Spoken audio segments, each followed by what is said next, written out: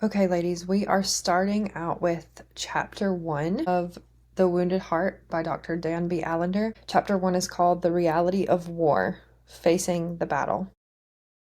Allender starts out saying that abuse feels very common to him. The nature of work that he does definitely biases his perspective. He sees lots of people who were abused.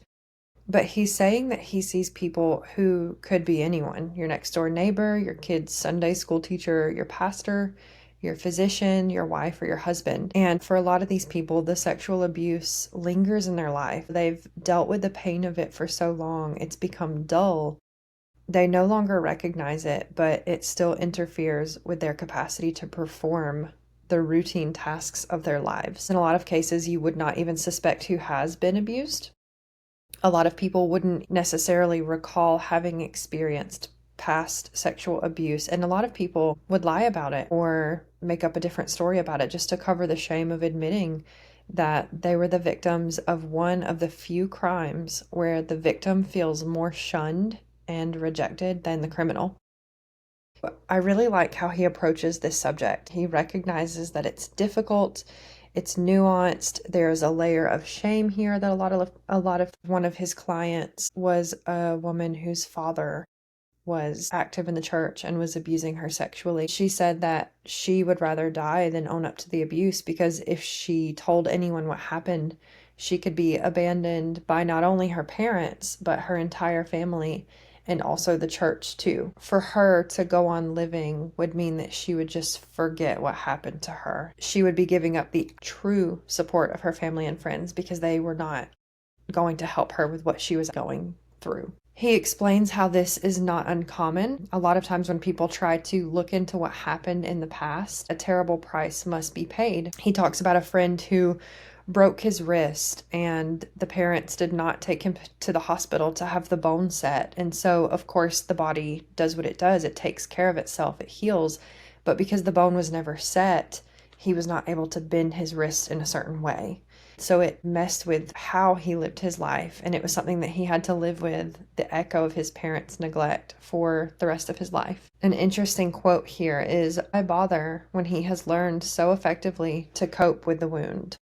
And I think this is a poignant way of looking at dealing with what we've been through in the past, especially sexual abuse. Why bother bringing it up now when I've already learned how to cope with it? He says that the process of entering your past will disrupt life, or at least the existence that masquerades as life.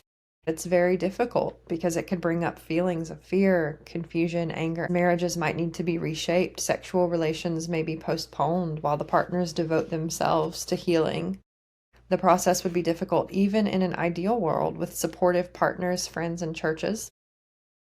In many cases, the external battle is dramatically difficult because others would prefer the nice woman remain sweet, the competent woman remain in control, and the happy woman remain the life of the party. A lot of times, it's easier for us to just continue being the person that everyone in our life expects us to be. So what's the point of digging into things that are going to disrupt our current life and bring up pain from the past? The reason for entering the struggle is a desire for more, a taste of what life and love could be if freed from the dark memories and deep shame. No one is going to leave the comfort of denial unless there's a spark of discontent that pierces the daily numbness. Eventually, people may realize, I'm not living a life that feels fulfilled to me. This doesn't feel full. I don't feel my actual self. That may be enough to spark you into looking at the past to say, okay, what got me here and why am I feeling this way? He says that a lot of our human motivation to change is to be the person that we were created to be here in this world, to truly discover the depths of who we can be and what we are here to do and accomplish and experience. He says it's imperative that the man or woman who has been abused enters into the battle armed with both an awareness of the cost and a deep conviction that life lived in the mire of denial is not life at all. So he's saying we've got to both recognize what it's going to cost us to look back at what happened to us and to prepare for that. And he says that what needs to be faced is the fact that, number one, there is a war. There is this internal struggle that's going on within us. We need to recognize the enemy, recognize exactly what the wrongdoing was, exactly what is causing us to feel this way, and why the battle is to be fought. Why is it worth looking into? Why do we want to look at these things? Why do we want to dredge things back up? So the first subsection is called the reality of a war. In this section, he's talking about how difficult it can be to say, I have been sexually abused. He gives many examples of his clients, a woman who joined an incest survivors group. He had worked with her for a long time on being sexually abused, and it was difficult for her to go and join that group. And when he asked her why, she said it was because it was cementing the fact that she had in fact been abused. It felt like a final step of finally admitting that. He said that he honestly didn't understand why she was so hesitant until a good friend turned it around on him and asked him the question, have you ever been sexually abused? And he said, no, I've not. And the friend asked him again, have you ever been in a situation where you felt sexually uncomfortable, awkward, or debased?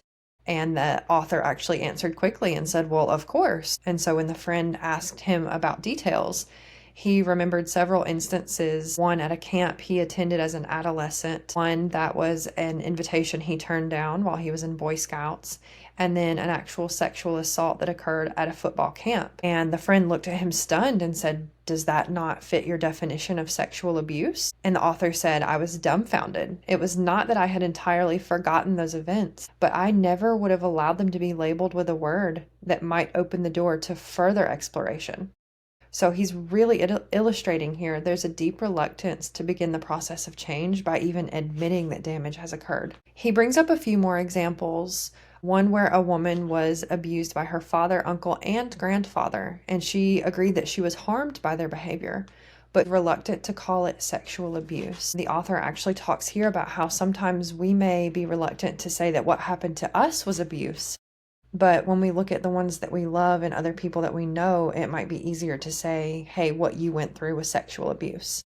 It's important to define what it actually is. And for the purpose of this book, we're looking at sexual abuse that you experienced when you were a child. So his definition here is any contact or interaction, whether visual, verbal, or psychological, between a child or adolescent and an adult, when the child or adolescent is being used for the sexual stimulation of the perpetrator or any other person. So we're talking specifically about children here, but I thought it was important to note that that applies to all people. But for the purpose of this book, we will be talking about child and adolescent abuse. There are two broad categories of abuse: sexual contact and sexual interactions. Contact involving any type of physical touch that is designed to arouse sexual desire, whether physical or psychological, in the victim or in the perpetrator. Physical touch can include, at the most severe level, forced or non-forced intercourse, oral or anal sex; at the severe level, forced or non-forced manual stimulation or penetration, breast fondling, or any form of simulated intercourse; and at the least severe level, forced or non-forced sexual kissing, touch of clothed breasts, buttocks, thighs, or genitals. He talks about how these affect different percentages of victims and that the categories imply a continuum of severity, but that doesn't mean that any of them are more harmful than the other, because all inappropriate sexual contact is damaging and soul distorting. 73% of the least severely abused victims report some damage, and 39% report considerable to extreme trauma as a result of the past abuse. So even though people have created a spectrum of what is severe versus what is less severe, it does not indicate the severity of your level of trauma. So it looks different and feels different to the person experiencing than the outside perceptions and labels that we have put on these behaviors. The second category, sexual interactions, are far harder to acknowledge because they do not involve physical touch and therefore do not seem as severe. Many times they involve a subtle sexual invasion that leaves the victim wondering if it occurred or if it is a byproduct of her own distorted imagination. Interactions can be categorized as visual, verbal, or psychological. Visual sexual abuse involves interactions where the child is forced or invited to watch sexually arousing scenes or pictures, or is observed by the perpetrator in a state of undress that is arousing to the adult. So he talks about a few of his clients here. One client's father used to leave pornographic literature in the bathroom before she would take a shower. And then after she had gotten in the shower, he would come in to get his magazine, but he would linger for a moment, and it made her feel very uncomfortable. This was a pattern that happened many times. Another of his clients returned home each day with a mixture of trepidation and excitement because his alcoholic mother would often be drunk and naked or partially unclothed lying on the couch.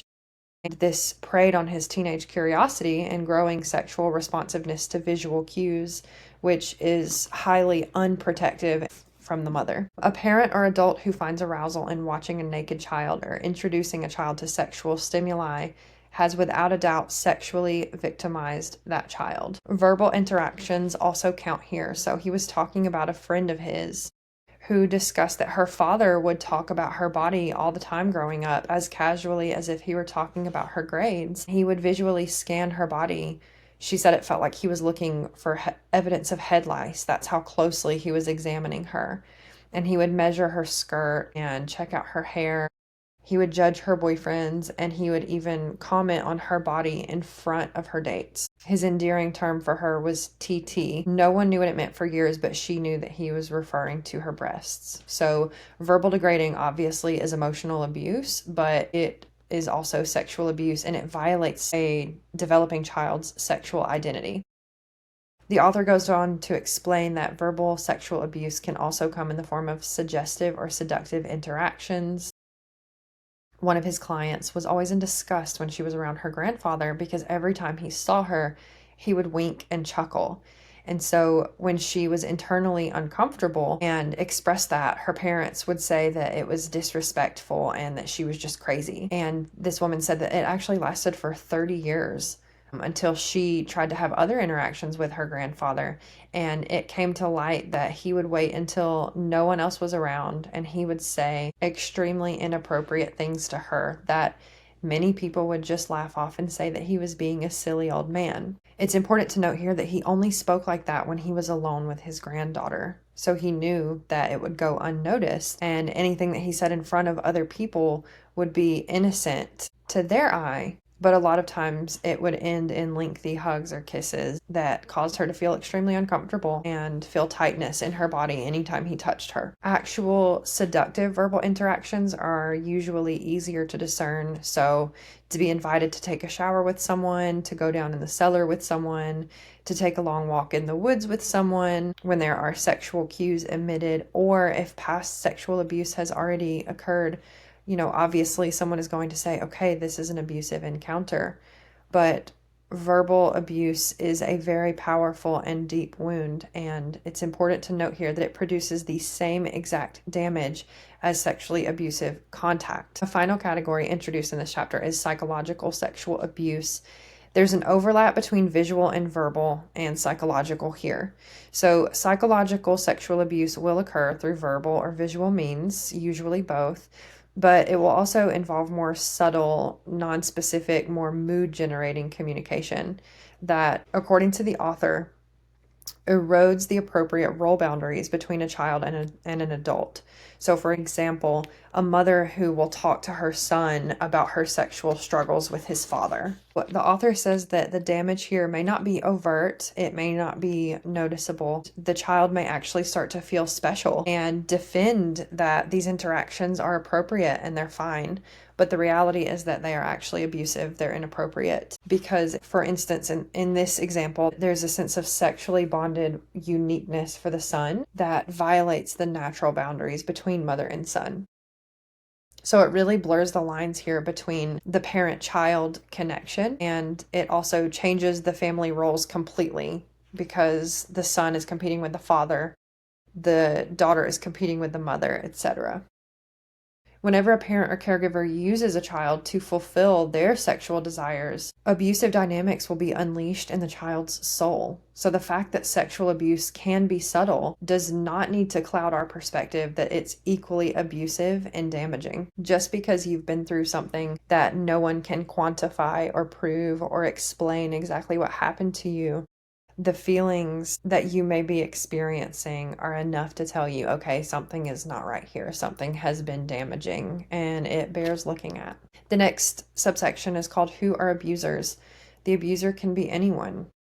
He can be your father, your pastor, your brother, your 70-year-old neighbor. A lot of times a victim will have had many abusers because these patterns often repeat themselves. This can cause shame in the victim a lot of times. It's not unusual to see a client who has been abused by several family members or a neighbor, a teacher, a counselor, an employer, even their own boyfriends. The abuser could be a man or a woman. It can be someone who's decades older. It can be someone who's the same age. It can be someone who had an honored role in your family or may not be known to you or anyone in your family. He says it's important to note, though, that the perpetrator will have a face, will have a voice, will have a smell, and even if you can't recall any details about the person, it will be like a faded picture that you carry in your wallet. And so even though you may not have seen this person in 30 years, or you may have eaten lunch with them yesterday, this person still plays a part in your daily life and could possibly even show up in your dreams. A lot of research has been done about the profile of the perpetrator and the effects of the abuse. So the focus of this book is not on the abuser or in the different kinds of damages. The book aims to explore what was done to the soul of the victim by any kind of sexual abuse, regardless of who the perpetrator was, regardless of the category of abuse. But he says it is important to note that the victim a lot of times will defend or ignore the perpetrator, especially if it was a family member. It's really important to notice how this is done. Many people who have been sexually abused will make excuses for the perpetrator or minimize the damage, even if they don't realize that they're doing so. A common way to do this is to find comfort in the fact that at least the perpetrator was not your closest, most intimate caregiver or friend. And so, for this reason, people who have been abused by a family member, like an uncle, might say, well, at least it wasn't my brother or my father. Or if the abuse was from someone outside of the family, the relief may center around the fact that it wasn't a relative. So when a heart has been beaten down and fearful, it doesn't want to continue to relive that sense of anguish. Your heart will find a way to diminish that and find relief and say, well, at least it wasn't someone who was closer to me, or this abuse could have been more severe. At least it wasn't that bad. Or other people have it worse than me. These are common things you could hear. Another tendency is to put the abuser in a category that explains the harm. So maybe the abuser was abused as a child or just had a hard background. They just had a really hard life. He was going through a really terrible time with his life and was so lonely. My abuser was so drunk and didn't know what they were doing. How could he be held accountable? This person did so many wonderful things for people. How can I be angry for just this one thing? Regardless of who the perpetrator was or what they've been through, the crime that they committed was against the victim's body and soul, and it deserves to be felt without having to make excuses for their behavior. Sexual abuse is damaging no matter how the victim's body is violated. A lot of people may not agree with that. A lot of people may say that someone who was extremely abused by their own father cannot even be compared to someone who was lightly touched through the clothing by a next door neighbor. Some people might say that being harmed by your own father would be more difficult to deal with than a random old man touching you as you walk down the street. The degree of trauma associated with abuse does not just depend on who it was, where it was, how long it lasted. There are many factors at play here. Was there violence used? How old was the perpetrator? How long did the abuse go on for? Many, many things are at play here. But in every single case of abuse, the dignity and beauty of the soul have been violated. Damage will be present, whether or not a person was struck by a truck going 50 miles per hour or rolling down the street at a slow speed. Damage is damage. There's a special section here for intrafamilial or incestual abuse. All other factors being equal, damage could be in direct proportion to the degree that it disrupts the protection and nurturance of the parental bond. So children are supposed to be protected and nurtured by their parents. And if the abuse disrupts this, there's an internal earthquake that happens inside the child's soul that really needs a strong, nurturing environment to help heal from. And if that environment is unavailable, or if the environment is hostile, cold, or insensitive to the damage, then the victim is going to set aside the internal process of healing to ensure his or own survival. So this does not just apply to someone who has been incestually abused. This is anyone. If you are not in an environment that is going to be helpful in your healing and is not going to be warm and inviting and supportive, you're likely going to set aside your internal process to make sure that you can just make it through and do what's expected of you. But the author says that incest typically falls under this category where there is no warm and nurturing environment because the environment itself is abusive. So, summarizing this chapter, we learned that entering this battlefield of what happened in our heart, step one is just facing that a battle has been there. We've been going through a lot. We have some things that we may want to look at. Some people may read this chapter and say for the first time, oh my gosh, the things that I experienced at my home, at my school, at my church, that was sexual abuse. And facing the reality of that is a process. It does not have to happen quickly. It does not have to happen in one moment of honesty. A lot of times it will occur over time, and the past abuse is going to be seen in choices of fight or flight. You did what you did in that moment because that's what got you through. So you may have memories of the past that don't really have a lot of emotion with them besides disbelief or, oh, I can't believe that happened. It may not be very unsettling or disturbing or painful yet because you did go into survival mode. Sometimes it may feel like the memories are frozen in ice, like you can see them, but you can't quite get in touch with them. Or maybe you can recall small details, but you don't have lots of context or specificity, or even be able to place meaning on the details. So remember that opening your heart to the truth that something really devastating happened, it might be a process, and it might help to tap into the longing of your soul of, I deserve more, I want more, I really want to tap into the person who I'm meant to be.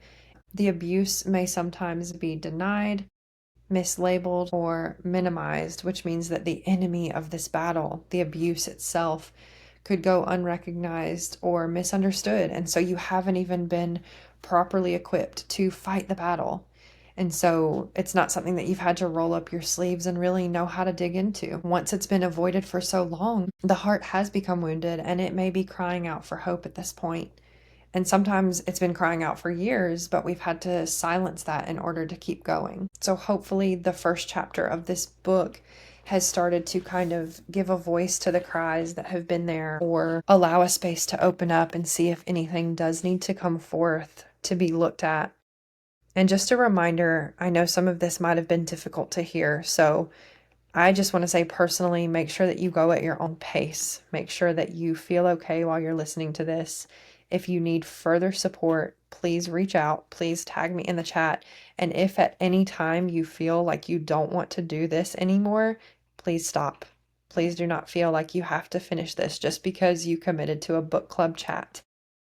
I know that a lot of this does not only apply to sexual abuse. I did give some definitions here to help put a label on some things that people may have experienced, not realizing the severity of what it was. But I do invite you to look at these definitions, not just in terms of sexual abuse, but in terms of the violation that has happened in other ways in life, maybe in the lives of people you love, maybe in the lives of people you want to help support. I think we can really start to dig into the nuances of why society refuses to talk about some of these things. And the truth is, they're very difficult. I think what we're doing here is very brave, very strong, and sometimes really hard. So I'm here if you need help. Please do not hesitate to reach out. And I'm going to post some more journal prompts in the chat for this week's chapter.